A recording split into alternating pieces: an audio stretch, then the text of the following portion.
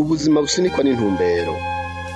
Ikiganiro cakuwe mu gitabo canditswe n'umukozi w'Imana Rick Warren, ubuzima busunikwa n'intumbero. Kurikirana kino kiganiro imisi 40 wige ku buzima busunikwa n'intumbero.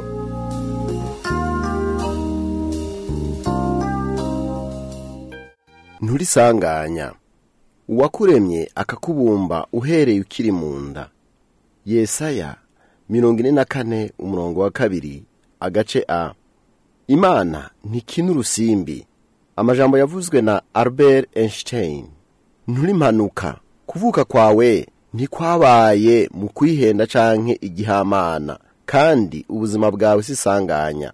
Abavyeyi bawe bashobora kuba bakuvyaye batabiteguye, ariko Imana yo yari yarabiteguye. Ntiyigeze itangazwa no kuvuka kwawe. Mu bisanzwe yari yiteze kuvuka kwawe. Imbere cyane yuko umuvyeyi wawe agusama inda, Imana yo yari igufise mu vyiyumviro vyayo.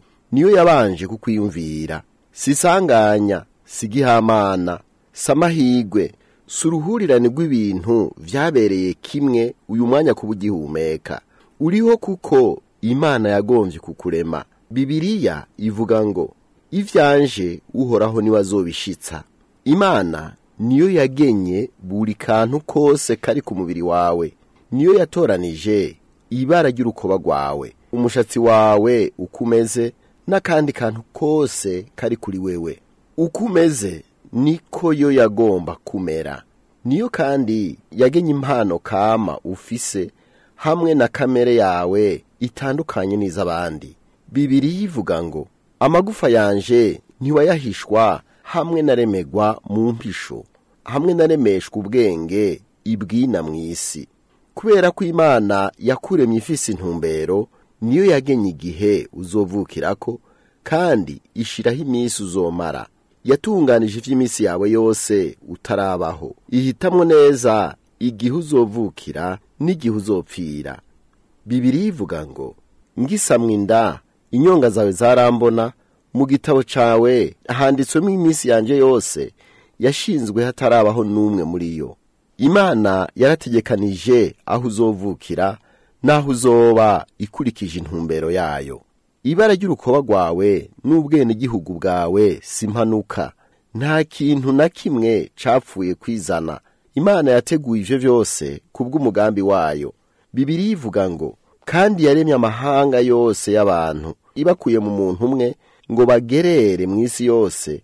Yashinze ibihe vy'imyaka ko bikuranwa uko yageze, icira abantu imbibe zaho baba. Nta kintu na kimwe mu buzima bwawe capfuye kwiyadukiza. Vyose vyaje kubw'intumbero. Igitangaje kurusha ivyo, Imana niyo yahisemwo uburyo wavutsemwo. Uko wavutse uko ariko kose, canke abavyeyi bawe bakuvyaye uko boba bameze kose, Imana yari ifise umugambi wo kukurema. Ntaco bitwaye nimba abavyeyi bawe bari beza, babi, canke basenda bibazwa. Imana yo yari izi ko abo bantu babiri bari bafise ibisabwa bikwiriye kugira ngo umuntu yari mu bwenge bwayo nka wewe ashobore kubaho. Bari bafise ivyankenegwa Imana yagomba kugira ngo ikureme. Naho hari abavyeyi batemewe n'amategeko, ariko nta mwana atemewe n'amategeko abaho. Abana benshi baravuka abavyeyi batabiteguye, mugabo Imana yo iba yarabiteguye. Imigambi y'Imana yarategekanije ukwihenda k'umuntu ndetse n'icaha. Imbere yuko abavyeyi bagusama inda, wabanje kuba mu vyiyumviro vy'Imana. Nta kintu Imana ikora nk'icaduka, kandi ntiyigera yihenda. Ibifitiye imvo ikintu cose irema. Ikimera cose n'igikoko cose vyiyumviriwe n'Imana, kandi na buri muntu yaremwe n'Imana imufitiye umugambi. Intumbero yatumye Imana ikurema gwari urukundo rwayo. Bibiliya ivuga ngo nk'uko yadutoranirije muri we intango y'isi itarashigwaho, turi mu rukundo. Imana yatanguye kukwiyumvira ko imbere y'uko irema isi. Mbere uravye ni naco catumye yirema. Imana yaremye isi uko imeze kugira ngo dushobore kuyibamwo. Ni twebwe yageneye urukundo rwayo, kandi ni twebwe turi biremwa vy'igiciro mu vyo yaremye vyose. Bibiliya ivuga ngo nk'uko yabigabiye ubwayo yatuvyarishije ijambo ry'ukuri kugira ngo tube nk'umushuzo w'ibiremwa vyayo. Uko niko Imana igukunda kandi nuko iguha agaciro. Imana ntitomboza, vyose yarabiteguye n'ubwitonzi bwinshi. Uko abahinga b'ubumenyi bw'isi, abanonosoye ivy'ibinyabuzima n'abandi banyabwenge bagenda basobanukirwa uburyo isi imeze, niko turushiriza kumenya ko yashiriweho twebwe, ko neza na neza yaremewe abantu ku buryo butuma ubuzima bushoboka. Dr. Michael Denton, umushakashatsi mukuru mu vyerekeye uduce duto duto ndemamubiri muri kaminuza ya Otago mu gihugu ca Nouvelle-Zélande, yavuze ati mu buhinga bwose bwiga ibinyabuzima, ibintu vyose bishingira intaho kukuri kw'isi n'ikirere vyashizweho bifise intumbero ya mbere yo kwakira ibinyabuzima n'ikiremwa muntu, ikintu kimwe amashusho yose y'ukuri ahurirako kugira ngo agire n'insiguro. Bibiliya yari yaravuze nk'ivyo imyaka ibihumbi imbere y'uwo mushakashatsi. Iravuga ngo uwabumvye isi akayirema ntiyayiremye ngo ibe kubusa gusa, ariko yayibumvye kugira ngo ibe kw'abantu. Ni kuko Imana yakoze ivyo vyose. Ni kuko yigoye ikakuremera isi yo kubamwo. Ni kubera yuko ari Imana y'urukundo.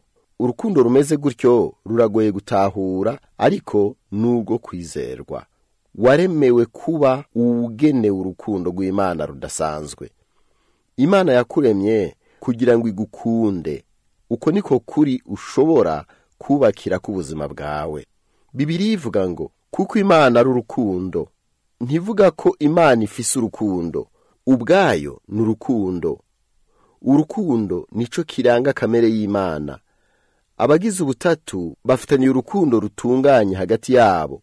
Rero ntivyari nkenego ko Imana ikurema, nta rungu yari ifise, ariko yakuremye kugira ngo igaragaze urukundo rwayo. Imana ivuga ngo abo nateruye uhereye mukivuka, nkabaheka mukiva mu nda, nzobageza no mu zabukuru ndiwe, muzorinda musesa imvi nkibaheka. Ni jewe naremye, ni jewe nzoheka, mbere nzobaterura mbarokore.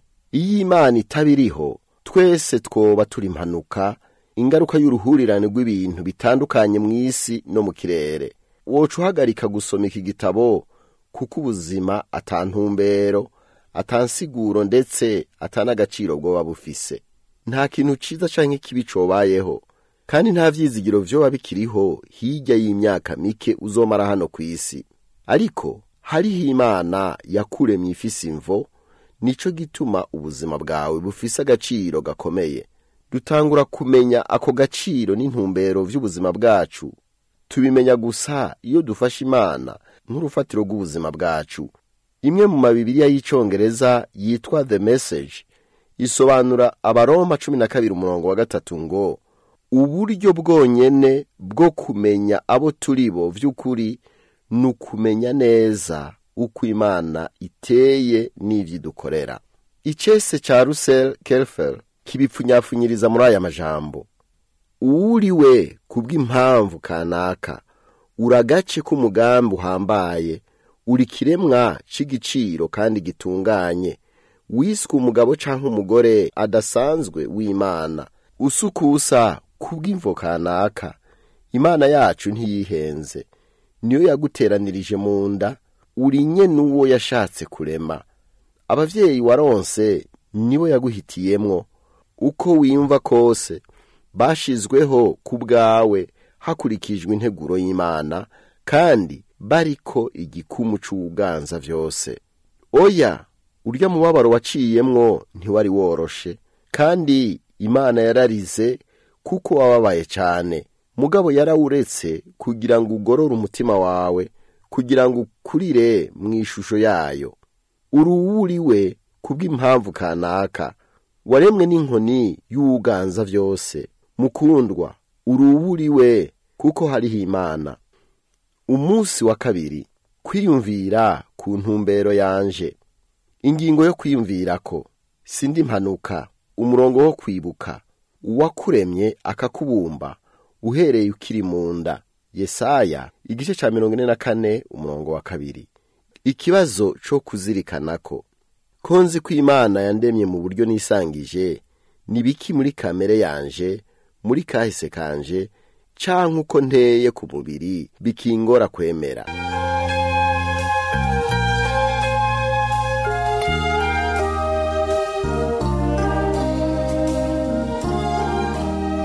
Cari ikiganiro ubuzima busunikwa n'intumbero, kikaba cari ikiganiro cakuwe mu gitabo canditswe na Rick Warren, ubuzima busunitswe n'intumbero. Naho ubutaha.